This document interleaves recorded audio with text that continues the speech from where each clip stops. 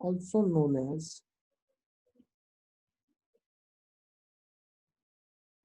Differentiation. सबसे पहले symbol क्या यूज होता है डेरिवेटिव के लिए?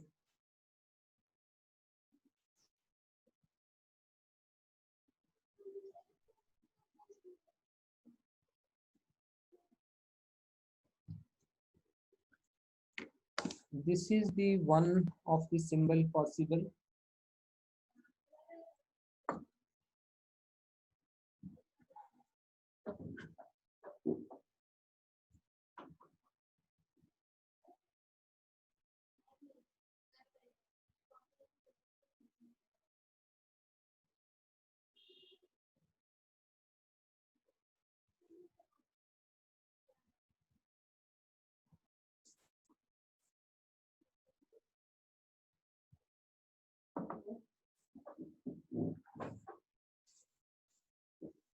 Symbol for derivative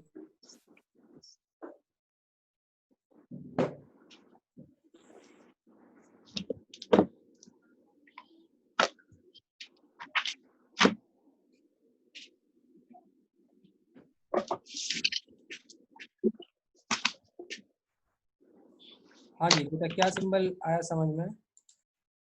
इसे कहते हैं dy बाई डी एक्स। इसको पढ़ोगे कैसे?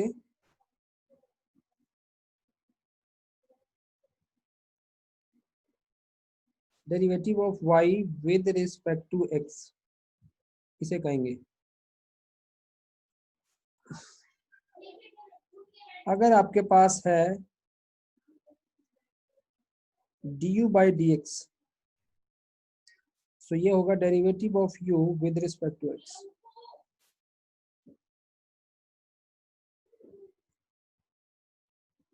ठीक है,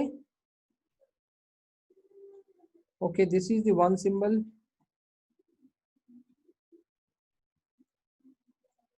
सेकंड सिंबल है कि आपके पास एक फंक्शन था, अगर आप एक सिंगल डैश लगाते हैं तो ये भी एक ये जो सिंगल डैश है मेन तो इसका मीनिंग है, here single dash means first derivative, first derivative of y। पर इस सिंबल में खामी ये है कि आपको सिर्फ इसको देख के ये पता नहीं चलता है कि नीचे किसके रिस्पेक्ट में आप उसे डिफरेंशिएट कर रहे हैं। ठीक है, बट स्टिल जब हमें हमारी डिस्कशन चल रही हो, हमें पता हो कि भैया कौन है रिस्पेक्ट में, तो उसको लिखने की जरूरत नहीं है। तो ऐसी सिचुएशन में डैश लगा देना एक आसानी, मतलब यूजफुल सिंबल है, ये भी काफी यूज किया जाता है डेरिवेटिव में। Second symbol y dash. ठीक है, तो यहाँ पे डैश जो है single dash implies first derivative of y और ऑफ एफ एक्स, एक ही बात है क्योंकि y equal to F X है। अच्छा, अगर दो डैश लग जाए तो क्या मीनिंग होगा? इसका क्या मीनिंग है? Second derivative. Second derivative. Second derivative of y। ठीक है, और F X as y and F X are equal. Okay, third one, second derivative के लिए आप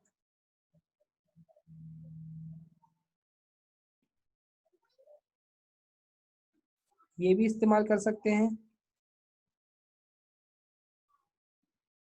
इसमें ध्यान देना। तो स्क्रीन पे लेट आ रहा है।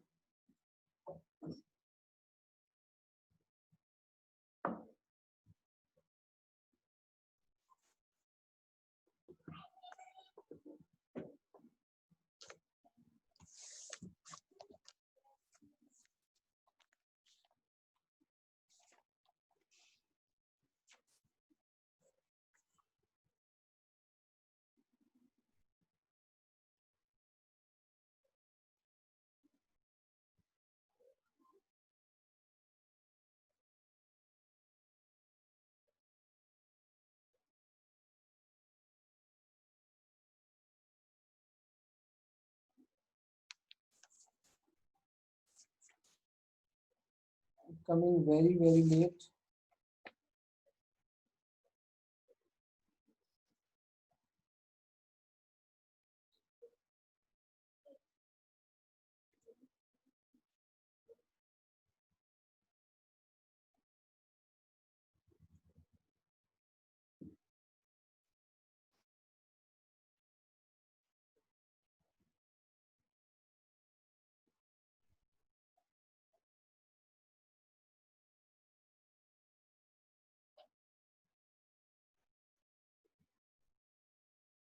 हाँ बेटा, यहाँ तक क्लियर है कि कितने बच्चों को क्लियर है?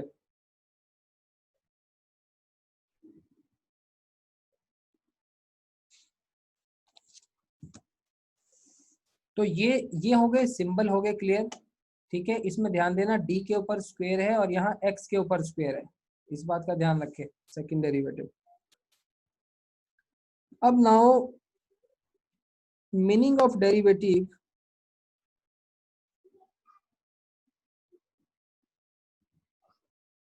मीनिंग ऑफ डेरिवेटिव क्या है?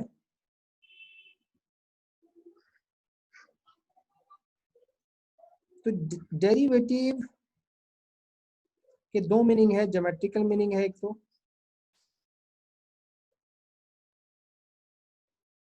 और एक इसका मैथमेटिकल मीनिंग कह लो या simple meaning.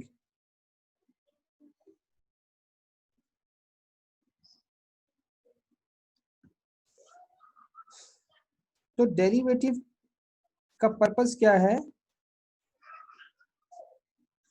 It is used to find, जैसे फॉर एग्जांपल अगर मैं कहूं dy बाय dx का मीनिंग क्या है? It is used to find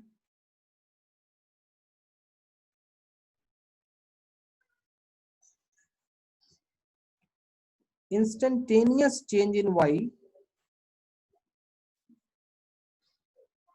यहाँ एक वर्ड मैं यूज करूंगा, इंस्टेंटेनियस और instant. It is used to find instant change in y with respect to x. What is very important? Instant change. क्यों ये इंस्टेंट वर्ड यूज किया गया? क्योंकि अगर मैं लिखूं delta y by delta x, तो चेंज तो y के अंदर ये भी है, चेंज y के अंदर ये भी है विद रिस्पेक्ट टू x। इसको क्या कहेंगे? Simple, it is a change in y with respect to x। या फिर इसको एवरेज चेंज का भी नाम दे सकते हो, इट्स एवरेज चेंज, तो हर्ज नहीं होगा। ठीक है, इसको आप क्या लिख सकते हैं? Final minus initial, final minus initial. अब इसमें मैं लिमिट के कॉन्सेप्ट को लाऊंगा।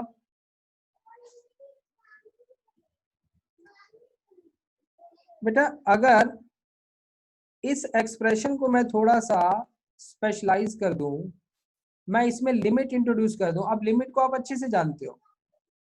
अगर मैं इसमें कहूं कि जो डेल्टा एक्स है ये वेरी स्मॉल है, तो इसको कहने के लिए मैं लिमिट को ऐसे लिख सकता हूं, डेल्टा एक्स अप्रोचेस 0।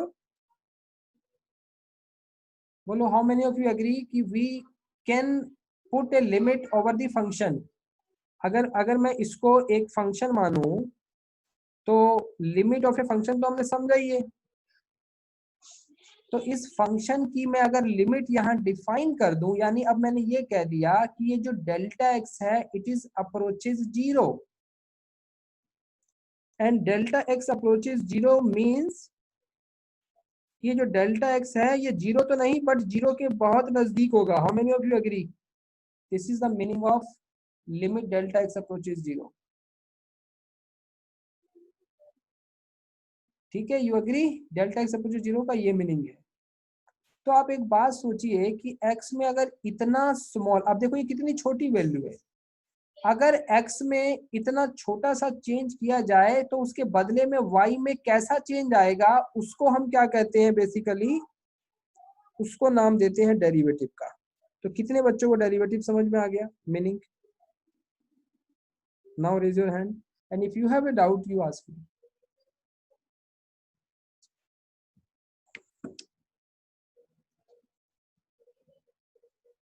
ठीक है भाई, तो अब दिमाग में इसको बैठा लें कि dy by dx किसको कहा जा रहा है, limit delta X approaches 0 delta y over delta x को कहा जा रहा है।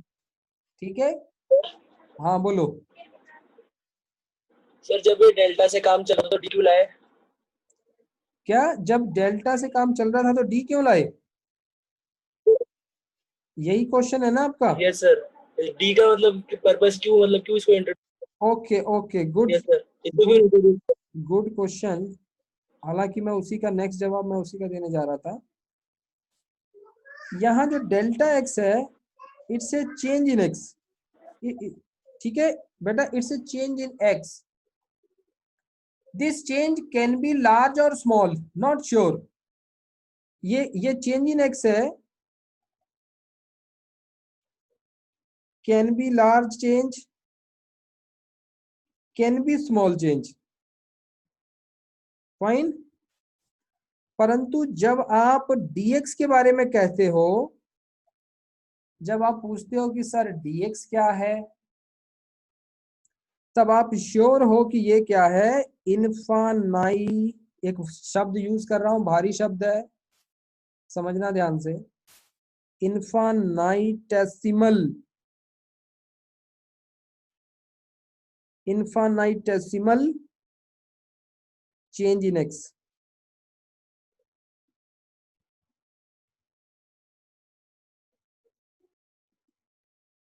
इनफानाइटेसिमल चेंज इन एक्स का मीनिंग क्या होता है?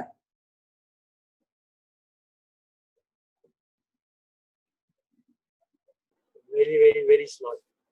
यस, यहां आपने श्योर कर दिया कि ये चेंज कैसा है, वेरी वेरी स्मॉल चेंज। बोलो अब क्लियर हो गया? यस सर, बिल्कुल। हाँ, this is so important to distinguish between delta X and dx। Okay भाई, बहुत बढ़िया समझा आपने, बहुत अच्छा सवाल भी पूछा। सर फिर वहाँ पे फिर डेल्टा क्यों लगा दिया? कहाँ पे? डी क्यों नहीं रहने दिया? कहाँ पे? dx की जगह फिर डेल्टा x क्यों किया?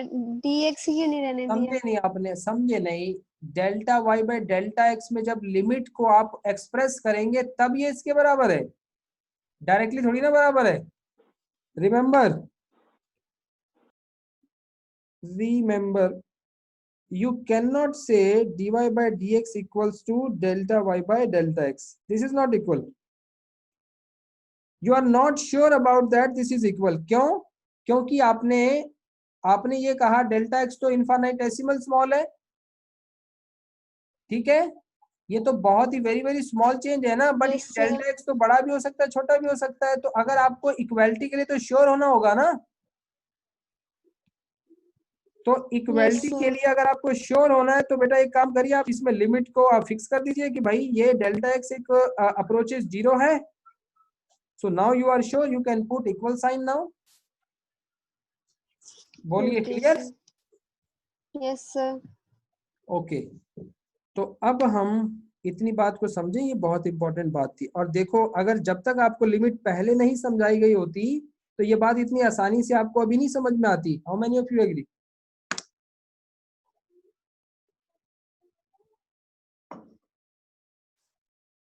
ठीक है, अपने ओपिनियन दिया करो, इससे आपकी समझ और बढ़ेगी और मुझे भी पता लगेगा कितने बच्चे एक्टिव हैं, कितने बच्चे समझ रहे हैं चीजों को।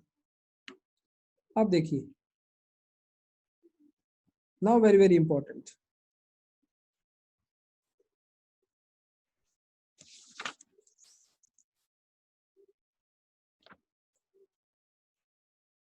एक काम करते हैं, let I have y equals to x raised to power n। एक ऐसा फंक्शन मान सकते हैं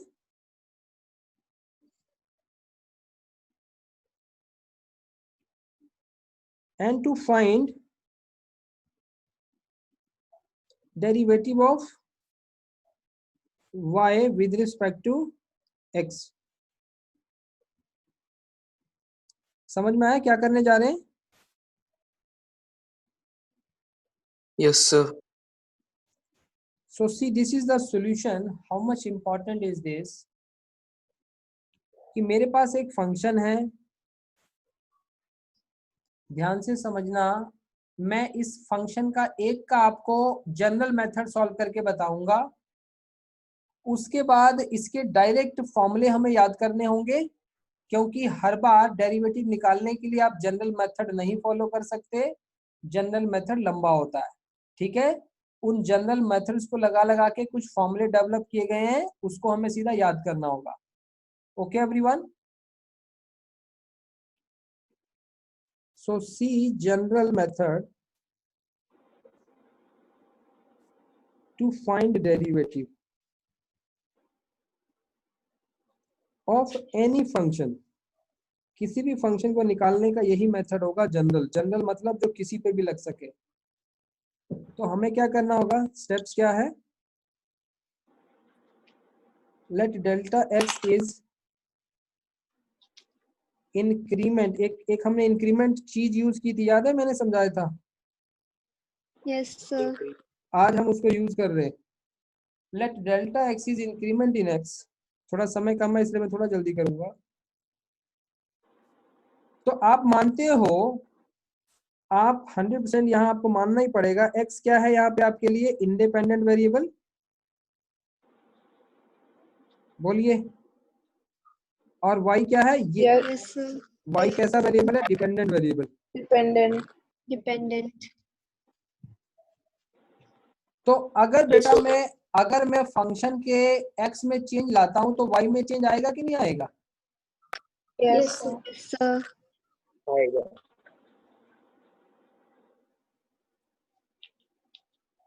तो हमने डेल्टा वाई को हमने वाई में इंक्रीमेंट मान लिया। सो देयरफॉर इक्वेशन 1 becomes,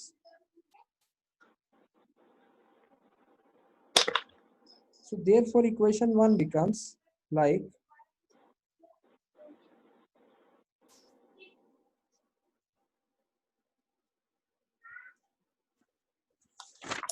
ठीक है यहां तक।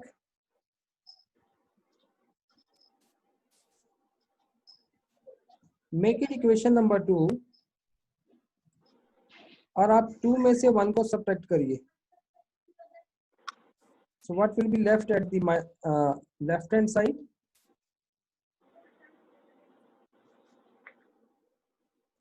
बोलिए यहां तक ठीक है?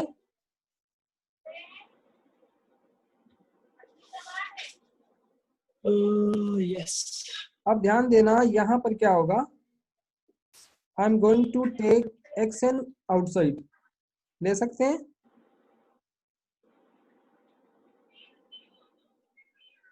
Yes, sir.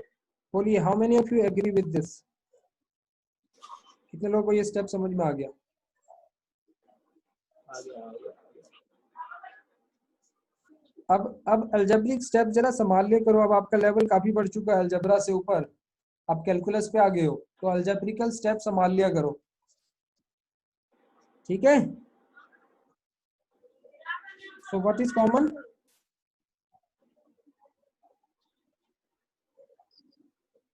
यहां तक ठीक है? कितने लोगों को बेटा यहां तक समझ में आ गया? Quickly raise your hand.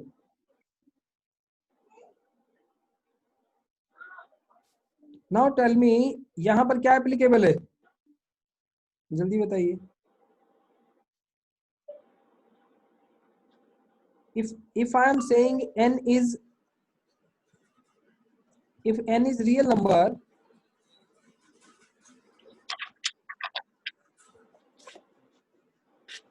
क्या यहाँ बाइनोमियल लगा सकते हो? Yes sir.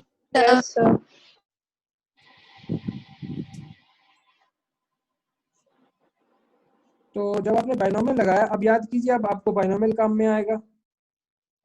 कैसे लगाते थे, 1 प्लस फिर n इंटू n माइनस 1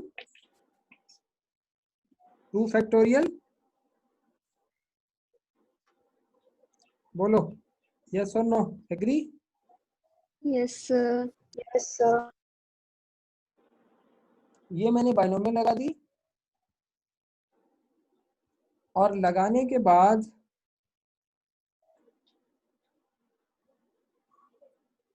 अब क्या लगा सकते हैं, अगला स्टेप बताओ। सर हम स्टार्टिंग के 2 को कंसिडर करेंगे। अब देखिए पहले तो एक स्टेप तो ये लग रहा है बेटा कि ये कैंसिल हो जाएगा, ये वाला प्लस प्लस और माइनस में कैंसिल ना। Yes sir.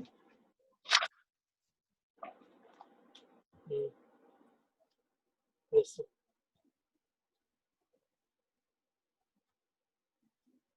उसके बाद will you think that n will be common or even n Yes, sir. delta x by x will be common?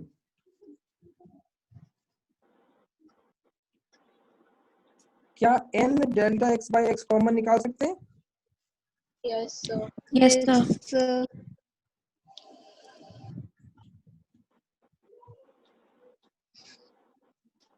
You will surprise how much beautiful is this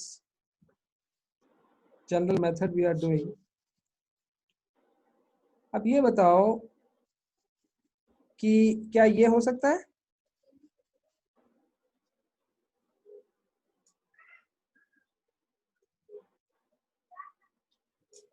हो सकता है कि नहीं? देखो देखो इसको कंबाइन किया है। Yes, sir. अब हो सकता है उसके बाद डेल्टा एक्स को नीचे ले आओ,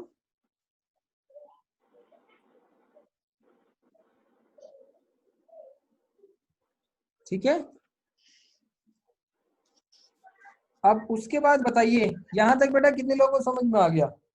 गिव मी फास्ट। अब क्योंकि हमें डेरिवेटिव हमें delta Y by delta X नहीं चाहिए, हमें क्या चाहिए? हमें D Y by D X चाहिए। यस और no? Yes, sir. Yes, sir. So how can I make dy by dx from here? By taking limit लगा देंगे sir. by taking limit delta x approaches 0 both sides. How many of you agree? तो दोनों तरफ limit को आप लिख लें ऐसे, लिमिट आपको जब लगाना है दोनों तरफ लगाना है। अगर कोई इक्वेशन के साथ आप डील कर रहे हैं तो दोनों तरफ लिमिट अप्लाई होगी, ठीक है। Yes, sir. तो बेटा अब बताओ मुझे इस लेफ्ट वाले हिस्से को क्या कहोगे? dy by dx. dy by dx, और यही आपको निकालना है। अब आपको क्या करना है? इस लिमिट को सॉल्व करना है, इस हिस्से को आपको सॉल्व करना है। तो जब आप लिमिट को लगाओगे तो देखो यहाँ कोई नॉट डिफाइंड फॉर्म नहीं आ रही है। अगर आप इस डेल्टा एक्स को 0.01 यहाँ पे भर दो तो ये कोई नॉट डिफाइंड फॉर्म थोड़ी ना आ रही है। गेटिंग? तो इसको जब आप 0.00001 करके भरेंगे इसकी लिमिट, तो आंसर क्या आएगा? बोलिए क्या बेटा ये हिस्सा 0 नहीं हो जाएगा? Yes. होना चाहिए कि नहीं? ऐसे सारे हिस्से पीछे वाले 0 हो जाएंगे। तो बेटा डेरिवेटिव का आंसर क्या आया हमारा? ये रहा आपके सामने। How many of you